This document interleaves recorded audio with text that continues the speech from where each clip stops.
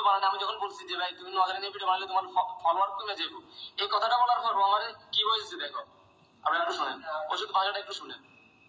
Follow করে দেয় ইয়াসিনের বালটার থেকে মনে করে 1 লাখ ফলোয়ার কমতো না, বুঝছো নি?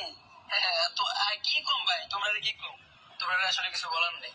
তোমরা ওই যে টার্গেট তোমরা রেডি, মানে কি এর আমি পোস্ট করি না, এটা হয়তো তোমরা মনে করতেছো ফলোয়ারের লাগে, বুঝছো নি? সম্পর্ক আর মানুষ তোমরা না, বুঝছো? আর তোমরা লয়ে কথা কই না, কথা কাটাকাটি করে আমার কোনো লাভ নাই। ভালো তো ভাই, আরে ভাই তোমরা কি ডেন্ডি খাও ভাই? ডেন্ডি করে এমনি কথা কই না। আমার মানে টিকটকের আপডেট সম্পর্কে মানে হে নোয়াখালীকে মিন করে একটা ভিডিও দিছিল, ঠিক আছে, একটা ভিডিও বানাছিল, ভিডিও বানানোর পর ওর ফলোয়ার একবার মানে 500 কমে যায়, একবার 1000 কমে যায়, মানে ওর 700 কে ফলোয়ার হইতেছিল না, ঠিক আছে। ফারান্না বিয়েতে যাওয়ার পর 700 কে ফলোয়ার হয়েছে, মানে পূরণ হয়েছে। তো আমি এই কথাটা বলার পর আমার বলতেছে ডেন্ডি খাও তুমি, এরপর কই তোমাদের নোয়াখালীর সবাই যদি আমার আনফলো করে দেয়, আমার পাল্টাতে একটা মানে কি ভাই, ওর ভাষাটা এত খারাপ। এরপর হচ্ছে গিয়ে ইমরান, কবে ইমরান কেন, ওই যে ওর টিমে আমার একটা ইমরান আছে, অনেকে হয়তো চিনবেও না ওদেরকে।